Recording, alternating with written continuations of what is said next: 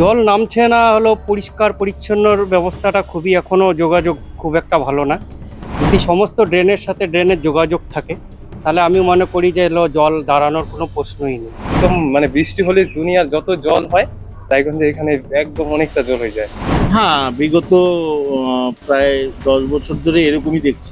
বীরনগরের ফ্ল্যাটগুলো এবং বাড়িগুলোর প্রায় জলের তলায় থাকে, প্রায় 1 হাঁটু জল। রাতভর বৃষ্টির জেরে রায়গঞ্জ শহরের একাধিক ওয়ার্ড জলমগ্ন।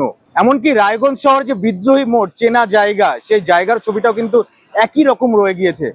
রাস্তার কাজ হয়েছে, ড্রেনের কাজ হয়েছে, কিন্তু চিত্রটা কিন্তু বদলায়নি।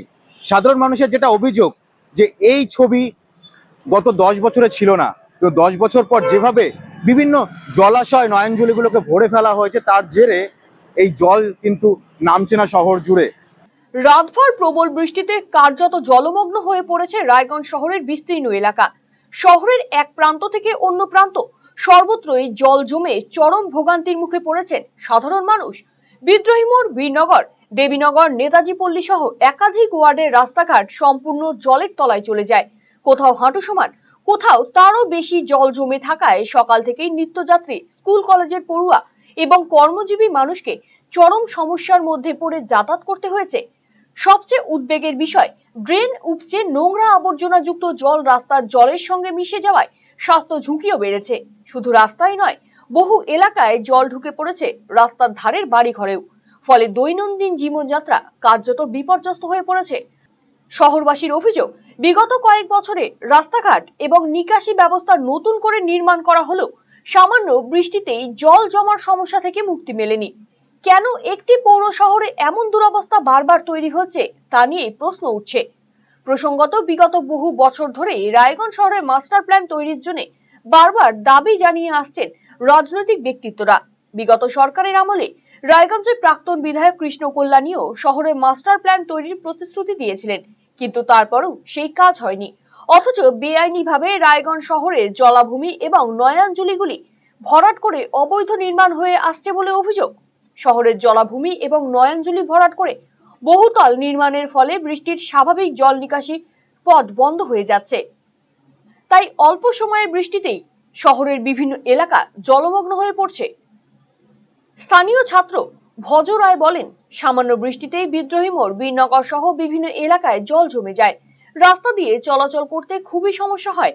বিষয়টি প্রশাসনের গুরুত্ব দিয়ে দেখা উচিত। হ্যাঁ, এখানে একদম বৃষ্টি হলে দুনিয়ার যত জল হয় রায়গঞ্জে এখানে একদম অনেকটা জল হয়ে যায়। এই যে কিছুদিন আগে রাস্তা করা হলো, ড্রেন পর্যন্ত করা হলো যাতে জলটা নেমে যায়, তার জন্য তো তার ড্রেন করার মানেটা কি হলো? জলটা নামছে না কেন, কি মনে হয়? এইটাকে আরো ভালোভাবে দেখা উচিত যে এদিকে যে নদী এই পুকুরগুলো আছে, এদিকে জল যাচ্ছে না, কেন যাচ্ছে না সেটাকে ভালোভাবে দেখে ড্রেনটা করা উচিত। নাহলে ড্রেন করার কি হলো? ড্রেন করে তো সে আবার আমাদের অনেকটা জলের করতে হচ্ছে, জলের ওপর দিয়ে যেতে হচ্ছে। আচ্ছা, বৃষ্টি থেমেছে তো কতক্ষণ হলো? বৃষ্টি থামার তো মোটামুটি 3 ঘন্টা হয়ে গেছে। 3 ঘন্টা জল হ্যাঁ, নামে? 3 ঘন্টাতেও জল নামে? 3 ঘন্টাতেও সেই জল নামছে না, আর সেই জলের বোঝাটা আমাদের জলের উপর দিয়ে যাওয়া আসা করতে হচ্ছে। শহরবাসী রিন্টু দাসের কথায়, নিকাশি ব্যবস্থা একেবারেই বেহাল, তাই অল্প বৃষ্টিতেই জল জমে যায়। সবচেয়ে বেশি সমস্যায় পড়েন সাধারণ মানুষ এবং পড়ুয়ারা।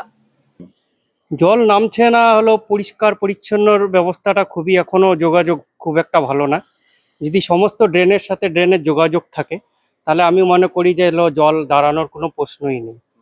আর সবচেয়ে বড় কথা যে হলো, সবচেয়ে আগে আমাদের সরকারকে আমি বলতে চাই যে পানীয় জল ও রাস্তার যোগাযোগ, ড্রেনের যোগাযোগটা সবচেয়ে আগে ধ্যান দেওয়া উচিত।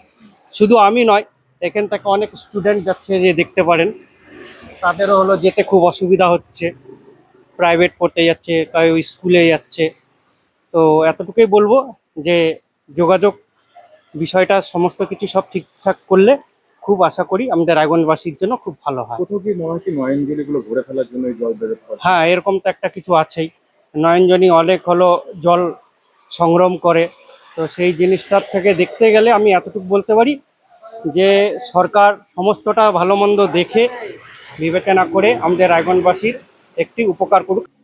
অন্যদিকে ব্যবসায়ী তপন কুমার সাহা জানিয়েছেন, প্রায় 10 বছর ধরে একই ছবি দেখে আসছেন। সামান্য বৃষ্টিতেই বিশেষ করে বীরনগর এলাকা জলের তলায় চলে যায়। অনেক সময় বাড়িঘরেও জল ঢুকে পড়ে। স্থায়ী সমাধান না হলে এই সমস্যা থেকে মুক্তি মিলবে না। বিগত প্রায় 10 বছর ধরে এরকমই দেখছি। এবং শুধু রাস্তার উপরে নাই, বীরনগরের ফ্ল্যাটগুলো এবং বাড়িগুলোর প্রায় জলের তলায় থাকে, প্রায় 1 হাঁটু জল।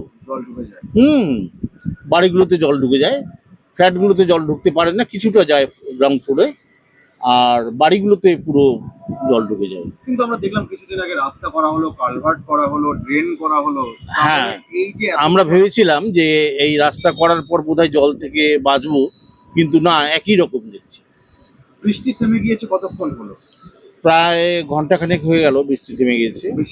বেশি হবে প্রায়। হ্যাঁ, কিন্তু জল এখনো নামেনি। জল নামতে প্রায় 2-3 ঘন্টা লেগে যায়। বর্ষার শুরুতেই রায়গঞ্জের এই জলযন্ত্রণা ফের একবার নিকাশি ব্যবস্থা এবং নগর পরিকল্পনা নিয়ে প্রশ্ন তুলেছে। তবে সবেমাত্র ক্ষমতায় এসেছে নতুন সরকার। নতুন সরকারের আমলে শহরের যে উন্নয়নের কর্মযজ্ঞ শুরু হয়েছে তাতে ধীরে ধীরে এই জল যন্ত্রণা থেকে মুক্তি মিলবে বলেই আশাবাদী শহরবাসী।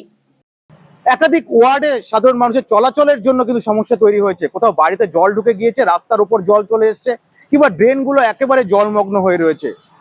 সরকার বদলেছে, এবার কি এই সাধারণ মানুষের যে জল যন্ত্রণা, সে জল যন্ত্রণা থেকে তারা কি মুক্তি পাবে? পুরসভা কি কোনো পদক্ষেপ নেবে? সেটাই কিন্তু দেখার। রায়গঞ্জ থেকে সুমন রায়, আরসিটিভি সংবাদ। সুগন্ধি বাসমতি ভাতের মাঝে নানান উপকরণ, স্বাস্থ্যকর পরিষ্কার পরিচ্ছন্ন পরিবেশে তৈরি ম্যারিনেট করা মশলাদার মাটন এবং চিকেন বিরিয়ানি খেতে আপনাকে আসতেই হবে রায়গঞ্জের কলকাতা বিরিয়ানি দাদা বৌদিতে।